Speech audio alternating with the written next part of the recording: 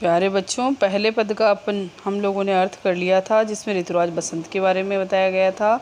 और अब जो हम लोग अर्थ कर रहे हैं वो दूसरे पद का। इसमें वर्षा ऋतु और ग्रीष्म ऋतु दोनों के ही पक्ष में वर्णन चित्रण किया गया है। देख चिति अंबर जलेह चारी ओर छोर, तिन तर वर सब ही को रूप हर्यो है। महाजर लागे ज्योति भादव की होती चले, जलद पवन तन शेक मान्यो पर्यो है। यहाँ पर सबसे पहले मैं आपको बता रही हूँ ग्रीष्म ऋतु के पक्ष में कि देख छिति अंबर, कि धरती अंबर को देखो तो चारों ओर से वो जल रहा है। तीन तरवर सब ही को रूप हर्यो है। ग्रीष्म ऋतु में सारे जो तरवर वृक्ष आदि है उनका रूप हरण हो जाता है, यानी सारे हरे पत्ते खत्म हो जाते हैं, वो टूट के जैसे खड़े हो जाते हैं।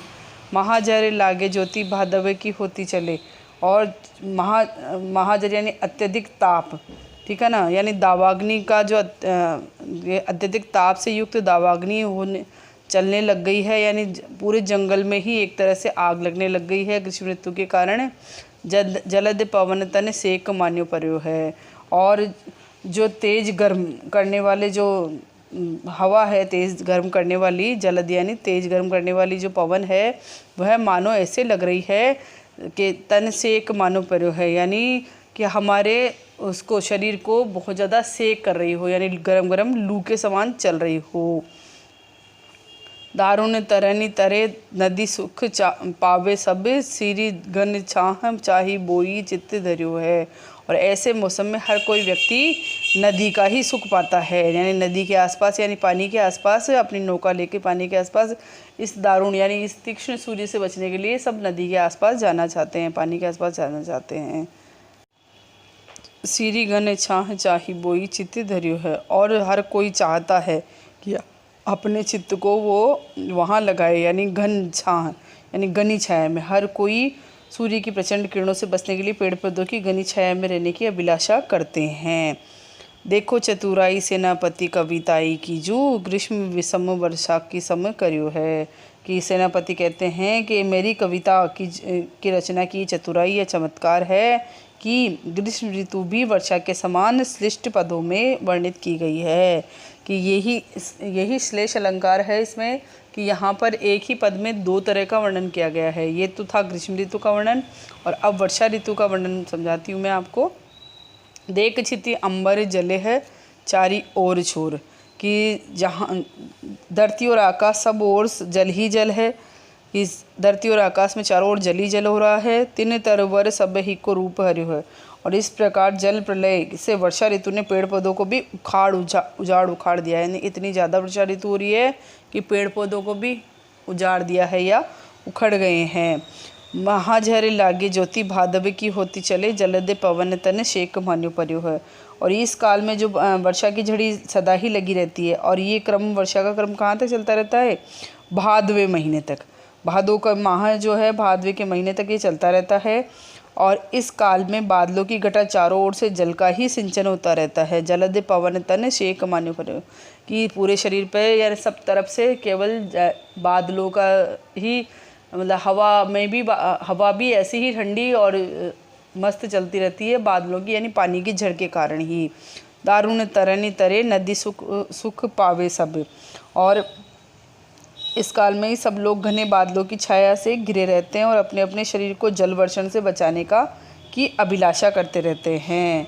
और हर व्यक्ति क्या करता है इसमें कि दारुण तरनी तरे नदी सुख पावे सब, कि हर व्यक्ति ही इससे अपने आप को या अपने इससे सुख पाता रहता है, अपने आप को बचाने की प्रयास करता रहता है। सिरी गन चाही बोई चित्त धर्यो है। और हर व्यक्ति जलवर्षण से बचने की अभिलाषा करता रहता है। देखो चतुराई सेनापति की कविताई की, और सेनापति कह रहे कि मेरी कविता की ये चतुराई है कि इसमें मैंने क्या वर्षा ऋतु को भी ग्रीष्म ऋतु का वर्णन करवा दिया है, यानी उसका ग्रीष्म ऋतु का चमत्कार मैंने कर दिया है। ये इसमें दूसरा पद है जिसमें दोनों प्रकार है, वर्षा ऋतु में भी है और ग्रीष्म ऋतु में भी, दोनों प्रकार के अर्थ दिए गए हैं जो आपको अपनी कॉपी में करने हैं। अब है तीसरा पद। तीसरा पद है दामिनी दमक छुर चापे की चमक, श्याम घटा की झमक अति घोर घन घोर है। ये वही वर्षा ऋतु का ही वर्णन आ गया है इसमें, कि हे सखी दामिनी दमक सुर चाप की चमक, कि सावन का महीना आ गया है और अब सब तरफ क्या है, बिजली चमक रही है, दामिनी यानी बिजली चमक रही है, सुर चाप की यानी इंद्रधनुष, आकाश में इंद्रधनुष दिखाई दे रहा है, और काले काले बादल, घटा की चमक अति घोर घनघोर, और चारों तरफ काले काले बादल की घटाएं, घनघोर घटाएं चारों तरफ बार बार गर्जनाएं कर रही है। कोकिला कलापी कल कूजत है, जित जित सीकरत शीतल समीर की जकोरते।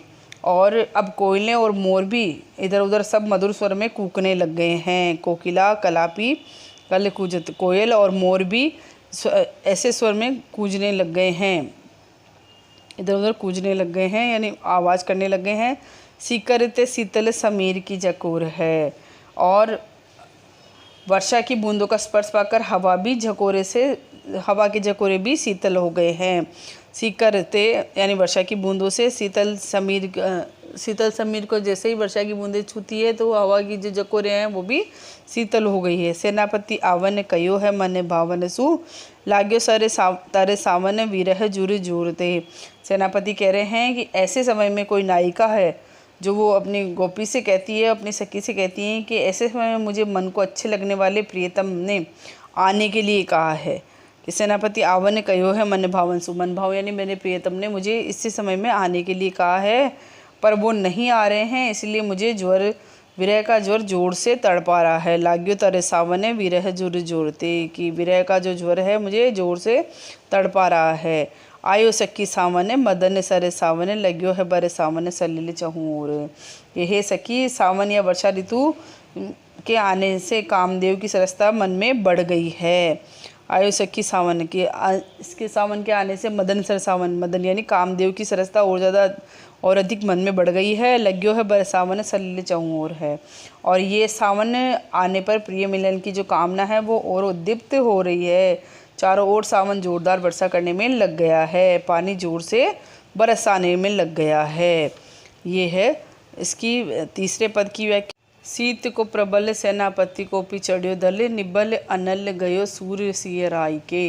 हिम के समीर तेई बर से विषम तीर, रहिए गरम भौन कोनन में जाय के। शीत को प्रबल, इस अवतरण में सेनापति ने ऋतु वर्णन से लिया गया है इसमें, और इसमें शीत ऋतु यानी शिशिर ऋतु का जो है उसमें उसका चित्रण किया गया है यहाँ पर।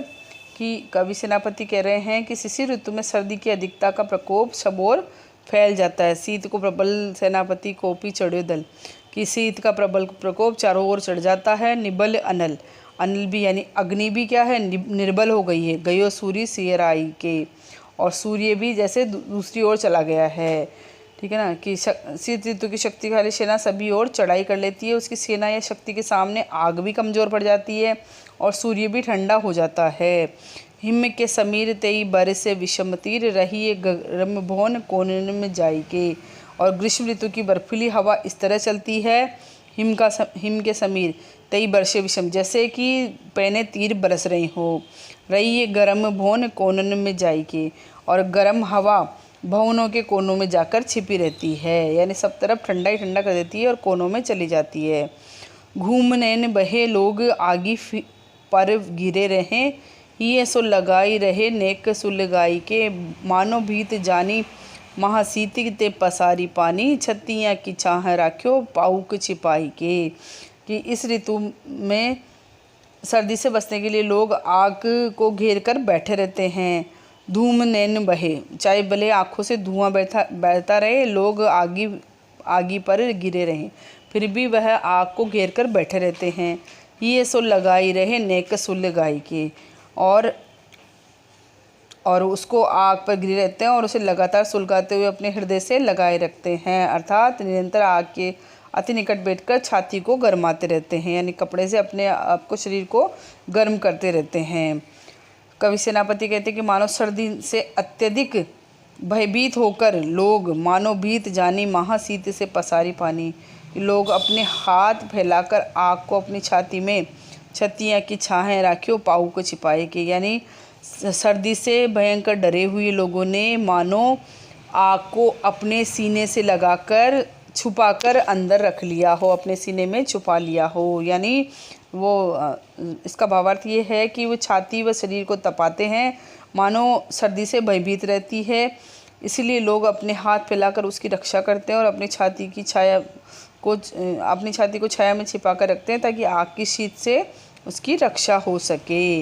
ये इसके चौथे पद का भी अर्थ है जो आप लोगों को सबको अपनी पुस्तक में करना है। अब मैं इसके शब्दार्थ बता रही हूँ, जो शब्दार्थ भी आपको इसके पश्चात अर्थ के पश्चात शब्दार्थ भी करने हैं। वरण बरन, विभिन्न रंगों के, चतुरंग, चारों अंगों वाली सेना जिसमें हाथी, घोड़े, रथ एवं पैदल सैनिक शामिल होते हैं। पूहपन, फूल, माझ यानी मध्य में, क्षिति, पृथ्वी, झर, झर के दो अर्थ हैं, एक तो ताप है, एक झड़ी है।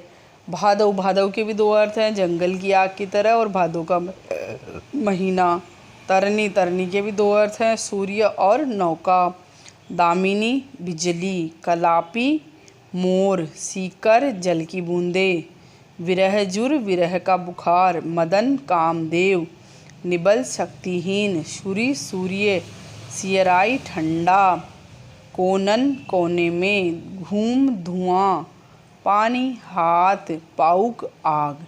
तो विद्यार्थियों, ये आपका जो सेनापति पाठ है, तीसरा पाठ पद्य में, वह लगभग पूर्ण हो गया है। इसका अर्थ आपको करना है, साथ ही शब्दार्थ भी आपको करने हैं। अब अगले वीडियो में हम इसके प्रश्नोत्तर देखेंगे। धन्यवाद।